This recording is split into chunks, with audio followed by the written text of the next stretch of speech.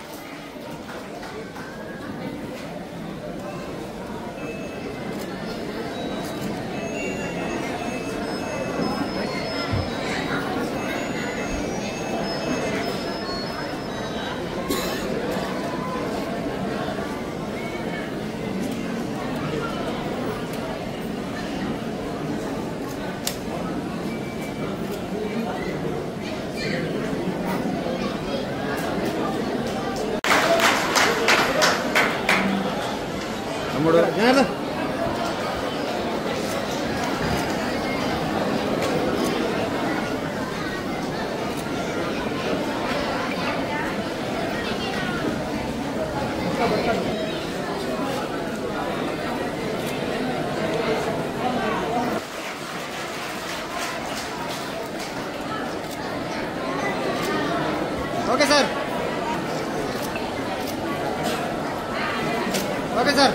ఎంతో కష్టపడి గత 10 రోజుల నుండి అన్ని పనులు తిరిగి విజయవంతం చేయడానికి కష్టపడ్డారు. అలాగే అనేక మంది యూత్, ముఖ్యంగా అక్కలు, అందరికీ ముందుగా నమస్కారాలు. నేను ఎన్ని పనులున్నా మీ అందరికీ ఒక విషయాన్ని చెప్పాలని చెప్పి ఈ మీటింగ్ పురాణ సభకు విచ్చేసినటువంటి భారత చైతన్య యువజన పార్టీ అధినేత శ్రీ పొంగనూరు రామచంద్రరాజు గారికి మా ఆహ్వానాన్ని మన్నించి ఇక్కడ వచ్చినందుకు వారికి శిరస్సు వంచి ధన్యవాదాలు తెలుపుతూ, ఇక్కడ వచ్చినటువంటి మా మల్లెల భాస్కర్ మన్నించి ఇక్కడ వచ్చిన మల్లెల భాస్కర్ గారికి ధన్యవాదాలు తెలుపుతూ, సమయం తక్కువ ఉన్నందువలన ఇక్కడ ఉన్న పెద్దలు అందరికీ కూడా మరొకసారి ధన్యవాదాలు తెలుపుతూ, ఇక్కడ వచ్చిన మీడియా మిత్రులకు నేను జర్నలిజంలో 2008 సంవత్సరం నుంచి నేను కొన్ని సంవత్సరాల పాటు జర్నలిజంలో పనిచేసినాను. ఇక్కడ నా మీడియా మిత్రులకు, ఇక్కడ వచ్చిన నా అక్కలకు, నా చెల్లెలకు, నా తమ్ములకు అందరికీ శిరస్సు వంచి నమస్కరిస్తూ, ఇక్కడ పొద్దున ధర్మ పోరాట సభని మనం ఎందుకు పెట్టామంటే ఇక్కడ ఒక లాజిక్, ఒక మ్యాజిక్ అనేది ఉంది. ఇక్కడ ఇప్పుడు ఒక తండ్రికి ఒక 5 మంది కుమారులు ఉన్నట్లయితే ఒక్క కుమారుడికి 80 సంవత్సరాలు పెట్టడం ఇచ్చే మిగతా వాళ్ళ నలుగురికి బాగా ఆక్రోషం, ఆలోచన ఉంటున్నా కూడా ఉంటుంది. ఇది అక్షర సత్యము. అంటే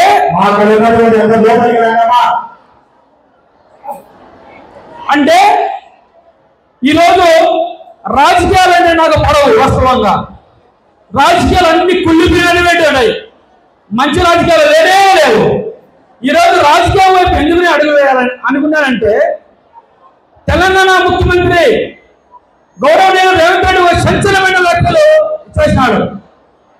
రాజ్యాధికారం చేపట్టాలంటే కేవలం ఒక కమ్మ, ఒక రెడ్లు మాకే సాధ్యము. ఎస్సీ, ఎస్టీ, బీసీ మైనార్టీలకు పాలించడం చేత కాదు. వాళ్ళకు ఎమ్మెల్యే పదవులకు అనర్హులు. వాళ్ళు కేవలం నామినేట్ పోస్టులు మాత్రమే అర్హులు, అది కూడా ఎక్కువే.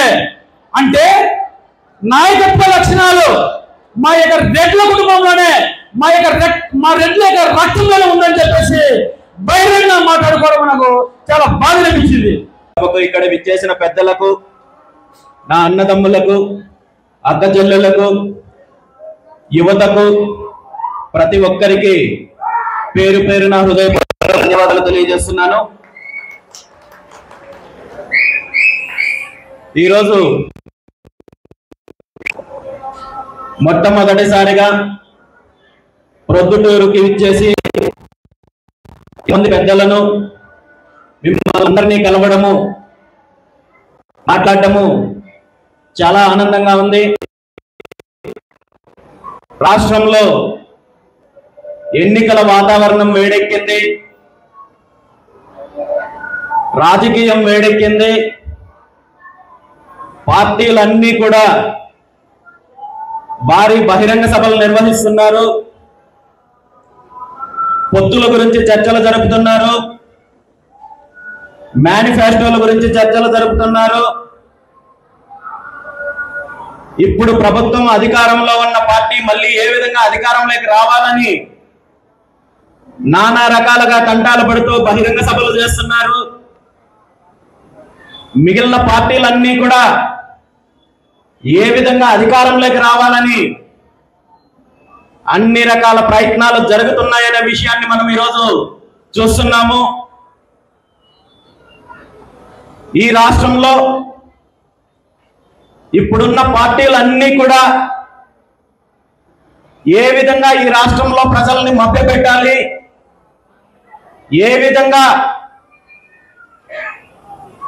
ఎన్నికల్లో గెలిచి అధికారాన్ని అనుభవించాలి అనే ఆలోచనలు ఉన్నాయి తప్ప ఏ ఒక్క పార్టీకి, ఏ ఒక్క నాయకుడికి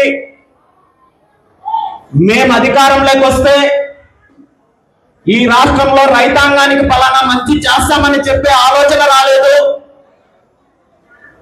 ఈ రాష్ట్రంలో లక్షలాది మంది నిరుద్యోగులు రోడ్డు మీద పడి వలసలు వెళ్ళిపోతుంటే వీళ్ళకి ఒక సమస్యకు పరిష్కారం చూపించి ఈ రాష్ట్రంలో పారిశ్రామిక అభివృద్ధి చేసి ఉద్యోగ ఉపాధి అవకాశాలు కల్పించి యువతను అభివృద్ధి దిశగా తీసుకెళ్తామని చెప్పి హామీ ఇచ్చే దమ్ము ఈ రాష్ట్రంలో ఏ పార్టీకి రాలేదు. ఇప్పుడు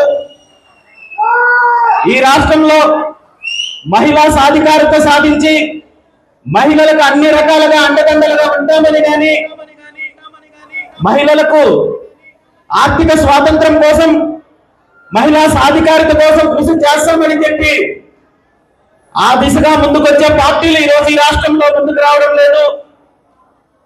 మరీ ముఖ్యంగా ఏ పార్టీ అధికారంలోకి రావాలన్నా ఆంధ్రప్రదేశ్ రాష్ట్రంలో 100-70-80% పైగా ఉన్న బహుజనులను ఏమాత్రం అభివృద్ధి పరంగా కావచ్చు, సమస్యలు కావచ్చు, డిమాండ్లు కావచ్చు, రాజకీయంగా అధికారం కావచ్చు, ఏ ఒక్క విషయంలోనూ హామీలు ఇచ్చే పరిస్థితి కానీ, ఆ విధంగా కృషి చేసే పరిస్థితి కానీ ఇప్పుడున్న పార్టీలకు లేదు. కానీ ఏదో విధంగా ఎన్నికలు వచ్చిన ప్రతిసారి తప్పుడు హామీలు ఇచ్చి, తప్పుడు వాగ్దానాలు చెప్పి, పథకాల పేరు చెప్పి అధికారంలోకి వచ్చి ఈ రాష్ట్రాన్ని, ఈ రాష్ట్ర సంపదని ఏ విధంగా లూటీ చేయాలనే ఆలోచన తప్ప ఏ ఒక్కరికి మంచి చేయాలని కానీ, ఈ రాష్ట్రంలో రైతాంగానికి మంచి చేయాలని కానీ, యువతకు మంచి చేయాలని కానీ, మహిళలకు కానీ, బలహీన వర్గాలకు, బీసీ, ఎస్సీ, ఎస్టీ, మైనారిటీలకు కానీ ఏ ఒక్కరికి మంచి చేయాలి, అభివృద్ధి చేయాలి,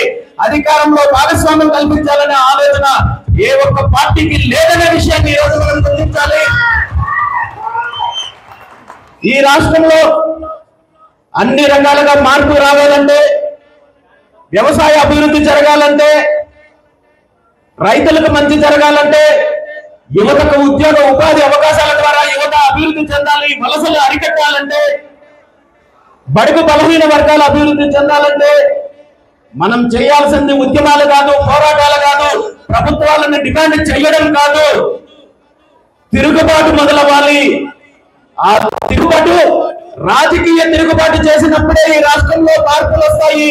ఈ రాష్ట్రంలో అన్ని వర్గాల అభివృద్ధి జరుగుతుంది.